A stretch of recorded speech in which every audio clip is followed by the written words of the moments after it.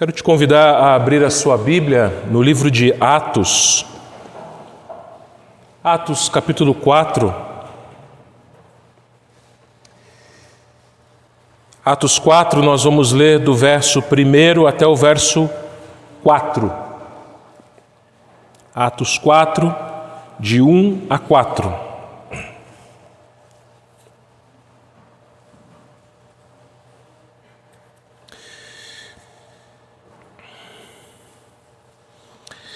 Falavam eles ainda ao povo, quando sobrevieram os sacerdotes, o capitão do templo e os saduceus, ressentidos por ensinarem eles o povo e anunciarem em Jesus a ressurreição dentre os mortos. E os prenderam, recolhendo-os ao cárcere até o dia seguinte, pois já era tarde. Muitos, porém, dos que ouviram a palavra e aceitaram, subindo o número de homens a quase 5.000. Oremos. Senhor, obrigado, Pai, pela Tua palavra que foi lida. Quero te pedir, meu Deus, que o Senhor tenha misericórdia de nós e nos dê, Pai, o Teu ensino, a Tua instrução nesse momento. Que a Tua palavra não volte vazia, que o Teu Espírito Santo ilumine, Senhor, aos meus irmãos que aqui estão e a todos a quem esta mensagem chegar, ó Deus. Fala conosco, é o que eu te peço em nome de Jesus. Amém. Esse ano tem sido um ano muito difícil para todos nós. Há mais ou menos um ano atrás, quando esse coronavírus apareceu na China, poucas pessoas deram atenção. Mas acontece que esse vírus, ele se espalhou pelo mundo todo. E no dia 17 de março desse ano, quando a primeira pessoa faleceu, vitimada por esse vírus, a primeira pessoa brasileira, na verdade, o primeiro brasileiro faleceu por causa desse vírus, o povo brasileiro foi amedrontado pela mídia, por prefeitos, por governadores, comércios foram fechados, igrejas foram fechadas, escolas, tudo aquilo que eles diziam ser atividades não essenciais. E na televisão, se você tem a infelicidade de acompanhar as notícias pela televisão ou até pela internet, você tem visto que somente notícias ruins têm sido dadas. Os números de mortos, eles têm falado, os números de pessoas infectadas, mas você sabe que o número de recuperados é muito maior, mas não se divulga, não se noticia. Por quê? Porque notícia ruim vende, notícia ruim dá audiência. O ser humano, ele é atraído por notícia ruim. Um exemplo é se você estiver numa estrada, por exemplo, e o trânsito começar a ficar lento, as pessoas, a primeira coisa que elas pensam é em acidente. E se de fato teve um acidente, todo mundo passa devagarinho para ver o acidente. Parece que notícia ruim, queridos irmãos, atrai o ser humano. A questão é que quanto mais ouvimos notícias ruins, mais triste nós ficamos, mais nervosos nós ficamos, mais ansiosos nós ficamos. O Evangelho, ao contrário, eles são as boas notícias. Enquanto você liga a sua televisão ou pelo seu celular, você acessa a internet e você só vê notícia ruim, o Evangelho são boas notícias. Aliás, é isso que a palavra evangelho significa. A palavra evangelho significa exatamente isso, boas novas, boas notícias.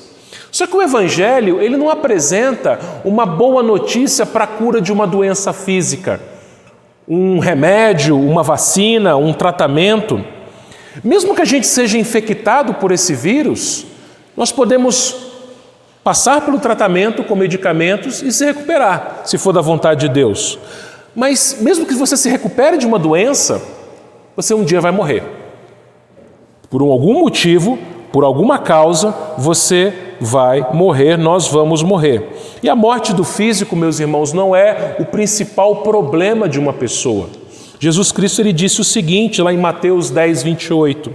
Não temais os que matam o corpo e não pode matar a alma. Temei antes aquele que pode fazer perecer no inferno tanto a alma como o corpo. Então, a pior coisa que pode acontecer a um ser humano não é a morte do seu físico, não é a morte do seu corpo, mas é a morte eterna da sua alma, é o inferno. A morte do físico, todo mundo vai passar por ela até que Jesus volte.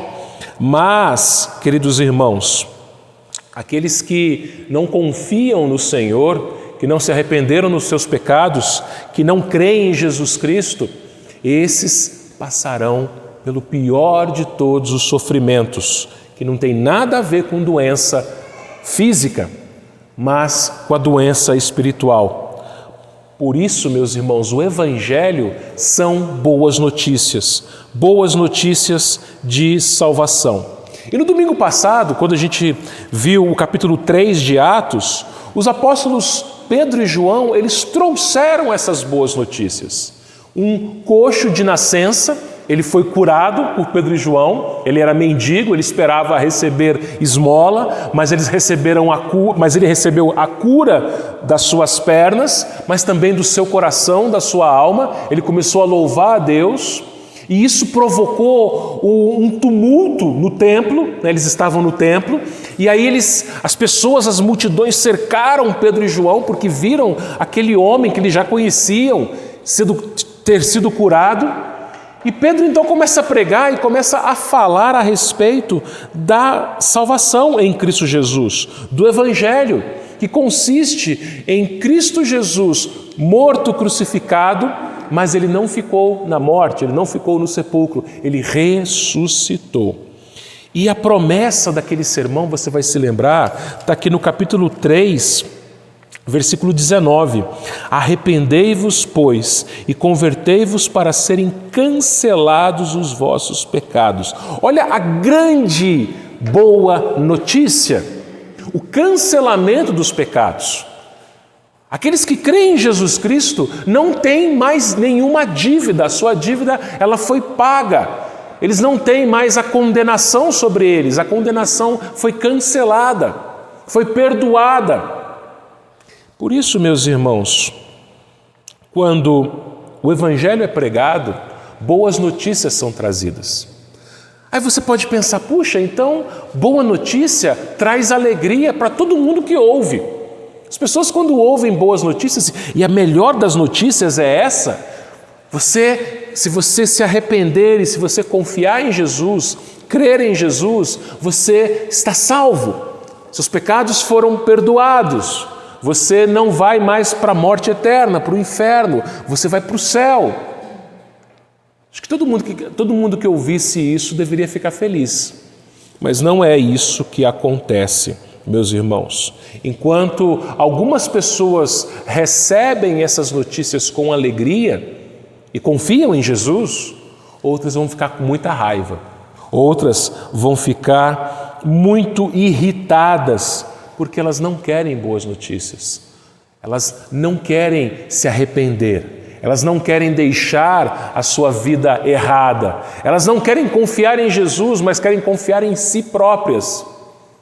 O Evangelho, meus irmãos, ele causa uma dessas duas reações. A alguns ele vai trazer alegria, a alegria da salvação, e a outros ele vai trazer ódio, ele vai trazer raiva, descontentamento, porque eles não querem Cristo, eles não querem se submeter a Cristo. E essas duas reações que a gente vai ver nesse texto de Atos 4, de 1 a 4. Boas notícias incomodam, mas salvam. É esse o tema da nossa mensagem. E a primeira verdade que a gente aprende, meus irmãos, é que o Evangelho, ele incomodou as autoridades. Olha o versículo 1. Falavam eles ainda ao povo quando sobrevieram os sacerdotes, o capitão do templo e os saduceus. As autoridades judaicas, as autoridades ali do templo. Quando eles viram que Pedro e João estavam pregando e aquela aglomeração de gente estava ao redor deles, eles ficaram incomodados. E qual que era o grande problema, meus irmãos? O que estava causando aquele incômodo naquelas autoridades? Olha o versículo 2. Ressentidos por ensinarem eles o povo e anunciarem em Jesus a ressurreição dentre os mortos. Olha só, a palavra diz aqui que eles estavam ressentidos. O que significa esse ressentidos? Eles estavam ofendidos, incomodados com a pregação de Pedro e João também. A gente vê no versículo 1 que eram eles. Então, era Pedro, mas João também falava. O que tanto incomodou aquelas pessoas? O que tanto incomodou aquelas autoridades? O versículo 2, meus irmãos, diz que eles estavam ressentidos por ensinarem. O que acontece? Os responsáveis pelo ensino da palavra de Deus, da Bíblia, ali no templo, eram os escribas e também os sacerdotes. Você vê no versículo 1 que sacerdotes estavam incomodados. Só que Pedro e João, eles não tinham formação. Eles eram homens simples, eles eram pescadores. No domingo que vem, na continuação desse texto, a gente vai ver isso. Eles eram pessoas muito simples, pessoas comuns. E os sacerdotes não admitiam que pessoas sem formação, pessoas sem conhecimento profundo teológico, pudessem ensinar. Mas acontece que, apesar da simplicidade de Pedro e João, eles haviam estado com Jesus. Eles tinham formação, sim, recebida pelo próprio Jesus. Então, porque eles estavam ensinando, os sacerdotes estavam incomodados. O que eles estavam ensinando? Diz aqui o versículo 2 que eles anunciavam em Jesus. Eles não estavam ensinando doutrinas que vinham deles mesmos. O ensino não era de Pedro e João, não era dos apóstolos, mas o ensino vinha na autoridade de Jesus. Você vai se lembrar lá em Mateus capítulo 28, quando Jesus, no final do capítulo 28, ele disse o seguinte: toda autoridade me foi dada. Ide, portanto, fazei discípulos. Então a autoridade da pregação da palavra, meus irmãos, ela não vem de homens, não vem de pregadores, não é da igreja. Quando você fala do evangelho para um conhecido, para um colega, para um amigo, para um parente, não é a sua opinião, não é o que você acha, não é a sua experiência, mas é na autoridade de Jesus. E por que isso incomodou as autoridades? Diz aqui, meus irmãos, que eram os sacerdotes, o capitão do templo e os saduceus. Vamos pegar o capitão do templo aqui. Você vai se lembrar, meus irmãos, que pouco tempo antes de Atos 4, Jesus havia sido preso. Quem era o capitão do templo? O capitão do templo era o chefe da segurança. Então o templo de Jerusalém possuía uma polícia interna, possuíam seguranças, possuíam guardas. E o capitão do templo era o chefe da guarda, era o chefe da segurança no templo. E quando ele viu aquelas pessoas, ele se incomodou, porque ele poderia pensar que aquilo ia causar um tumulto, mas não era o que estava acontecendo, eles estavam ali ouvindo, como vocês aqui. Provavelmente a única diferença é que eles estariam em pé. Mas a questão é que Pedro e João ensinavam em Jesus, em nome de Jesus. E você vai se lembrar que Judas Iscariotes, quando ele foi entregar Jesus às autoridades, quem que foi com ele? Foram os guardas do templo, os subordinados a esse capitão do templo. Então eles achavam o seguinte: nós prendemos e matamos Jesus e a gente não quer que ele continue sendo pregado. Eu não quero saber de Jesus, eu não quero que aqui no templo que eu estou, o nome de Jesus seja pregado. Era esse o pensamento daquele capitão do templo e das demais autoridades. E o que eles ensinavam em nome de Jesus? Versículo 2 de novo: a ressurreição dentre os mortos. Isso então ofendeu o terceiro grupo de autoridades aqui do versículo 1, os saduceus. Quem eram os saduceus? Os saduceus, meus irmãos, eram um partido formado por gente rica, gente da alta sociedade, gente que vivia no conforto, tinha muito poder na cidade de Jerusalém. E os saduceus, eles não acreditavam na ressurreição. Eles acreditavam apenas nos 5 primeiros livros da Bíblia, os livros de Moisés, o Pentateuco. Eles rejeitavam o restante da Bíblia. E eles se ofenderam, meus irmãos, porque aqueles discípulos de Jesus, Pedro e João, pregavam exatamente isso, a ressurreição dentre os mortos. A ressurreição de Jesus e, consequentemente, a nossa ressurreição. Então eles ficaram ofendidos. Eles ficaram ofendidos porque se aquelas pessoas dessem ouvido à mensagem, elas iam se converter e elas iam deixar de seguir o judaísmo. Eles iam deixar de ter os seus privilégios, os seus confortos. E é exatamente isso, meus irmãos, que o Evangelho causa em algumas pessoas. Algumas pessoas querem manter outras sob escravidão. E Cristo liberta. Jesus ele disse, em João 8,32, a verdade vos libertará. Mas quem é a verdade? Ele! Eu sou a verdade. Então quando você ouve a palavra de Jesus e você confia nele, você crê nele, você entrega a sua vida para ele, você se liberta. Liberta do quê? Se liberta do pecado, se liberta do mundo, se liberta da morte.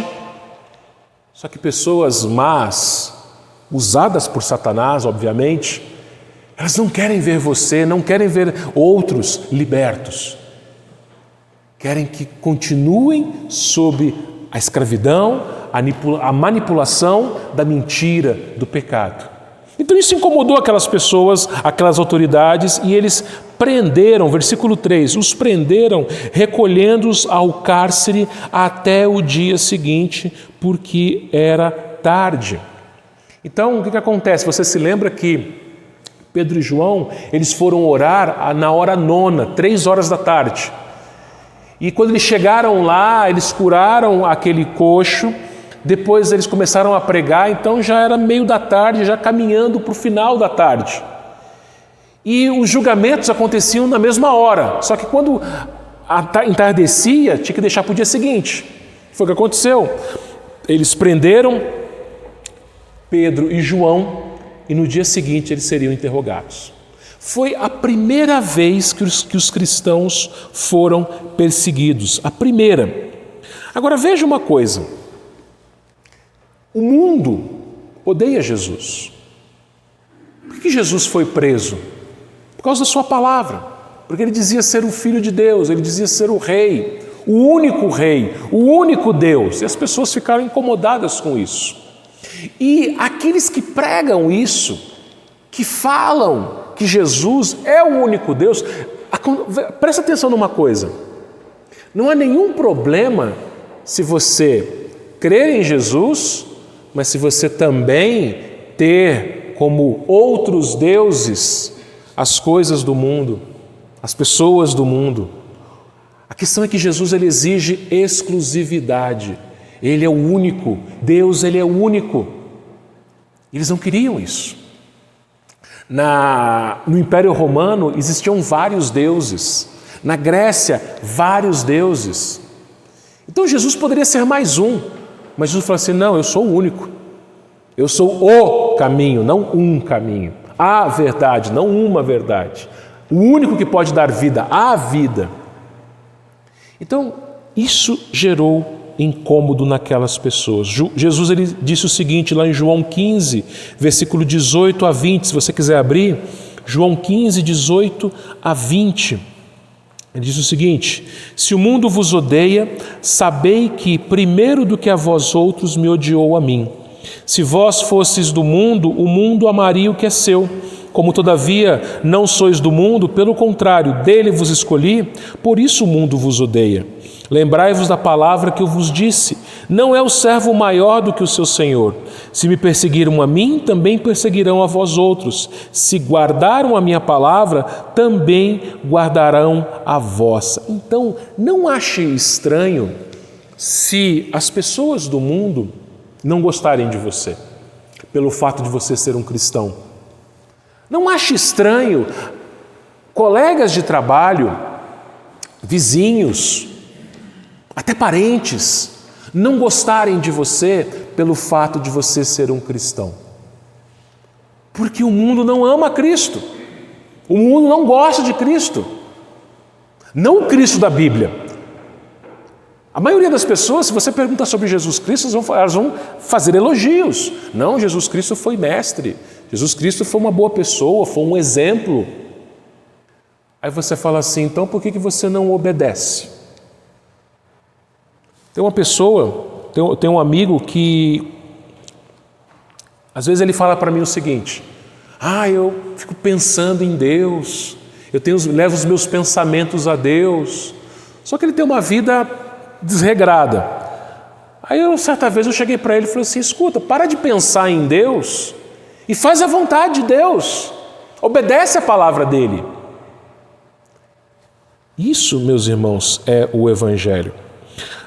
Existem pesquisas recentes que dizem que 1/3 dos brasileiros são evangélicos. Então você pensa, né? Mais de 200 milhões de pessoas no Brasil, 1/3 de ser evangélica. Mas o que é ser evangélico?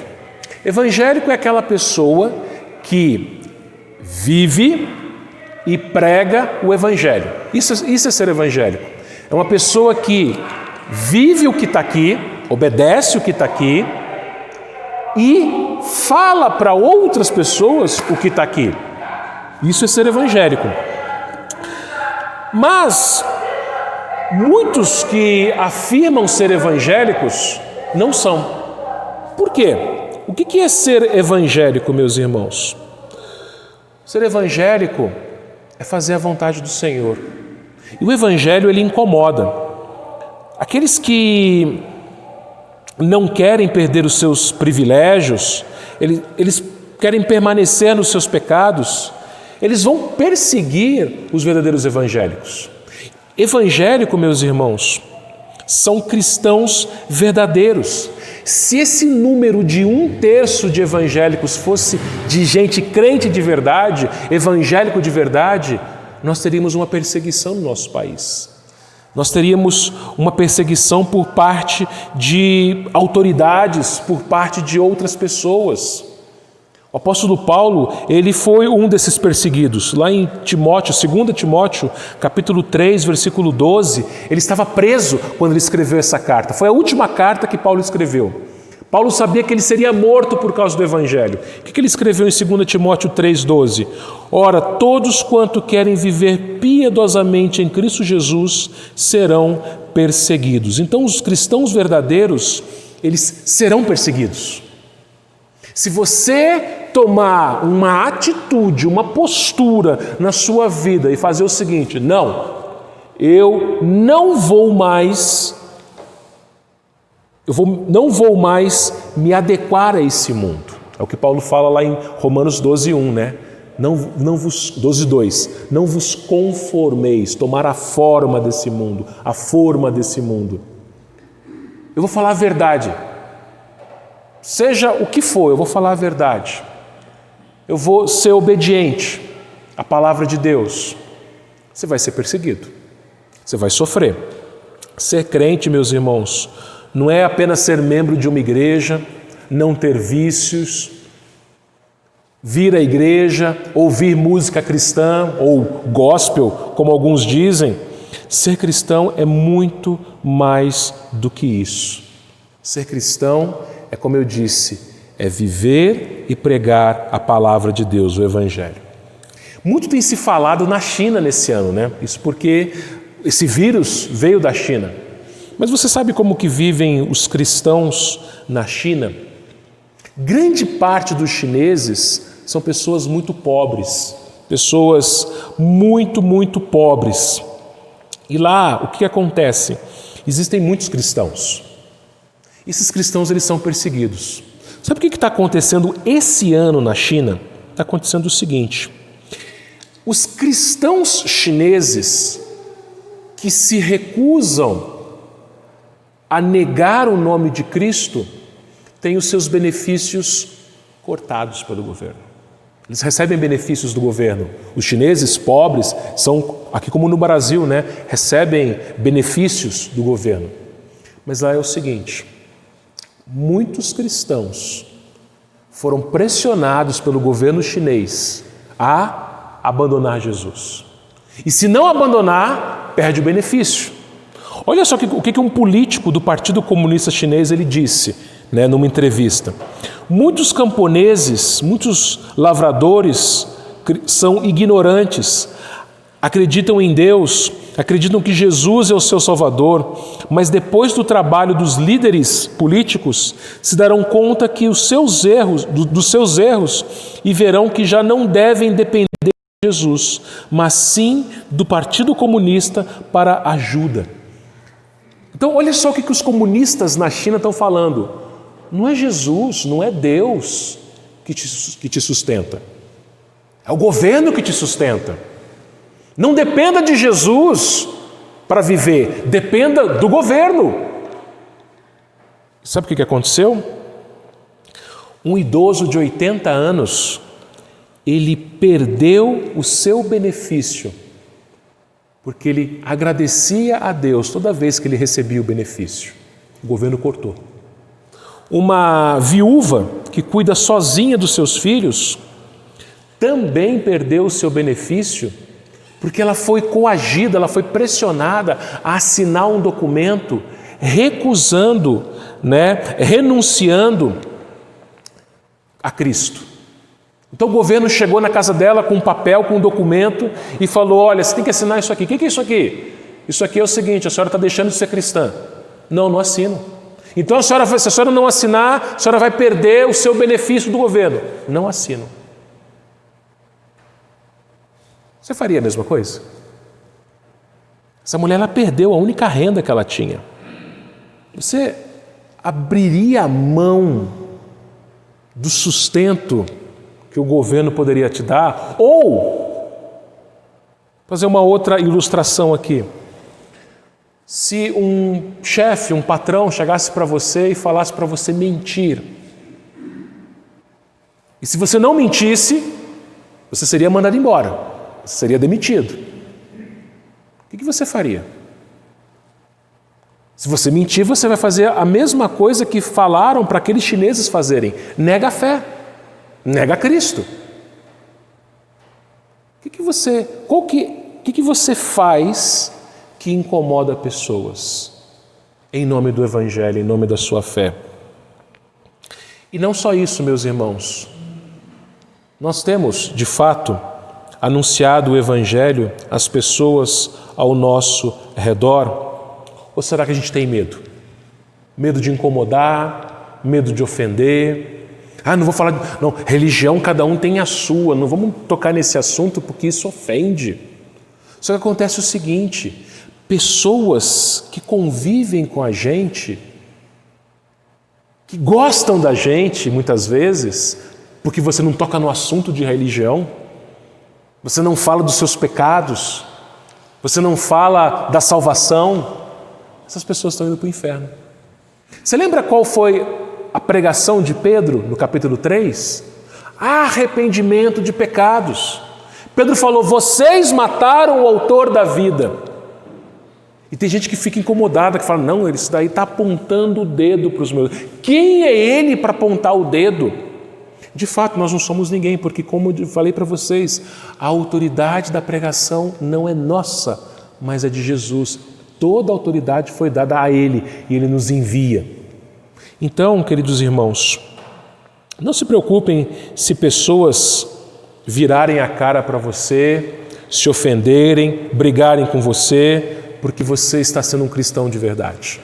Martinho Lutero ele disse o seguinte: a paz, se possível, mas a verdade a qualquer preço. Eu falei na semana passada, no sermão de Gênesis, capítulo 13, que Abraão era um pacificador e nós devemos ser pacificadores. Mas a paz não pode ser a qualquer custo. Eu quero paz, então não vou falar de Jesus para ninguém. Não. Aquilo que for possível você ter paz, você vai se esforçar para ter paz. Mas mais importante do que a paz é você ser obediente à palavra. E se aquilo ofender pessoas, você está fazendo aquilo para que elas mudem de vida. Nós pregamos o Evangelho, meus irmãos, não para simplesmente ofender pessoas, mas porque nós amamos as pessoas e queremos que elas venham até Jesus e sejam salvas por Jesus. E se algumas pessoas não gostam de ouvir a pregação da palavra, outras vão ouvir e vão aceitar. É o que aconteceu aqui no versículo 4, né? A segunda verdade que a gente aprende é que o Evangelho, ele salva milhares de pessoas. Olha lá o versículo 4. Muitos, porém, dos que ouviram a palavra e a aceitaram, subindo o número de homens a quase 5.000.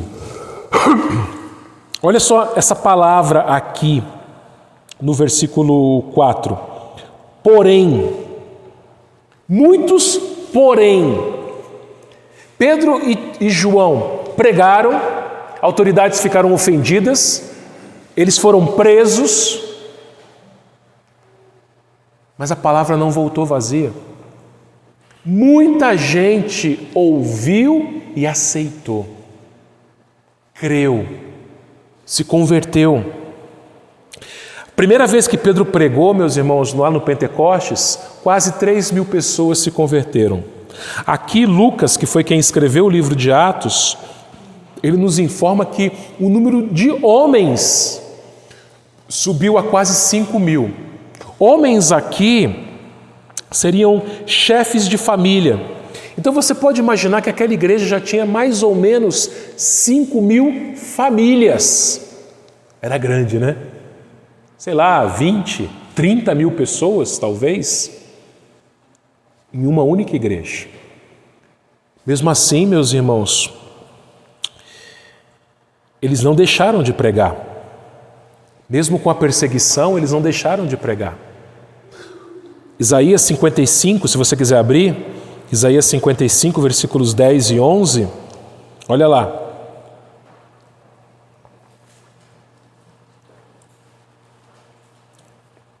Ele diz assim: porque assim como descem a chuva e a neve dos céus e para lá não tornam, sem que a primeiro reguem a terra e a fecundem e a façam brotar para dar semente ao semeador e pão ao que come, assim será a palavra que sair da minha boca. Não voltará para mim vazia, mas fará o que me apraz e prosperará naquilo que a designei. Então, a chuva, quando ela desce, ela rega a terra e a terra produz.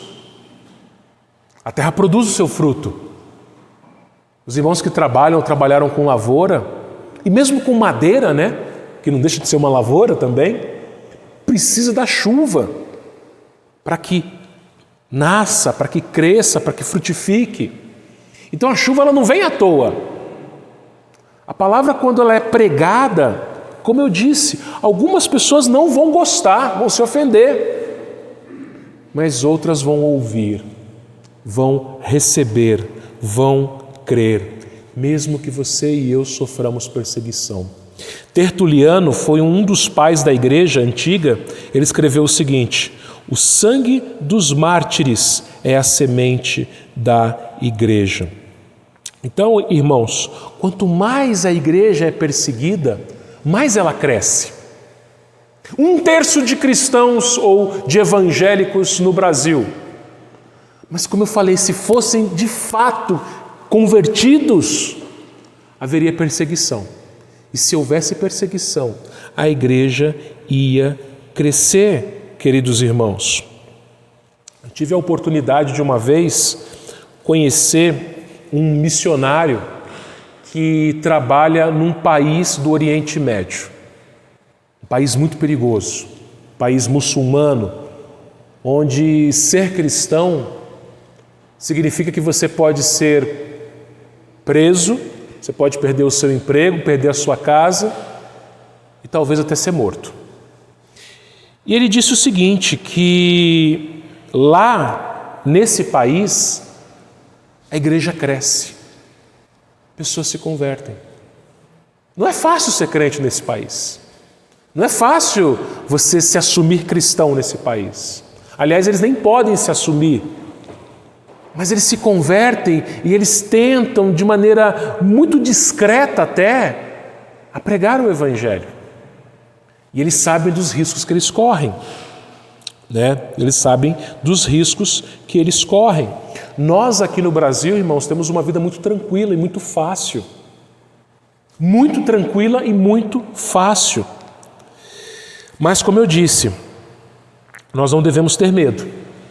Nós não devemos ter medo de sermos crentes de verdade. A gente não pode ter medo de pessoas na escola, no trabalho, na família, na vizinhança, virarem a cara para a gente e não gostarem da gente porque a gente está falando a verdade. E aquele ditado é verdadeiro, né? A verdade dói. Pedro e João pregaram a verdade. Pregaram que aquelas pessoas eram pecadoras, que aquelas pessoas, o pecado delas causou a morte de Cristo. O nosso pecado matou o Cristo. Matastes o autor da vida. Nós matamos a Cristo. Por quê? Porque foram os nossos pecados que Ele carregou naquela cruz. Ele sofreu o castigo pelos nossos pecados. Então nós matamos. Nós matamos. O Evangelho, meus irmãos, não passa a mão na cabeça. O Evangelho não fala palavras açucaradas, doces, bonitas. O Evangelho fala a verdade. E a verdade é que o homem é pecador. E por causa do seu pecado, ele merece ir para o inferno. Mas, se ele se arrepender dos seus pecados e confiar em Jesus somente, ele tem a salvação. Então, não fique de boca fechada. Primeiro, tenha um bom testemunho, viva. Evangélico verdadeiro, ele vive o Evangelho, viva. Mesmo que seja difícil, viva. Mesmo que pessoas não gostem, viva esse Evangelho. Seja uma pessoa obediente à palavra de Deus. E, em segundo lugar, pregue as pessoas. Não tenha medo. Vai ter gente que não vai gostar. Mas vão ter pessoas, aquelas que foram predestinadas, eleitas à vida eterna, elas vão ouvir. Você está aqui nesta manhã, salvo, convertido, porque um dia alguém falou para você. Um dia você ouviu a palavra e você entendeu e você entregou a sua vida para Cristo, você se arrependeu dos seus pecados. Então faça a mesma coisa. Fale a outras pessoas para que elas também tenham a salvação em Cristo Jesus. Que o Senhor nos abençoe, meus irmãos. Que o Senhor nos ajude a sermos suas testemunhas nesse mundo mau. Amém.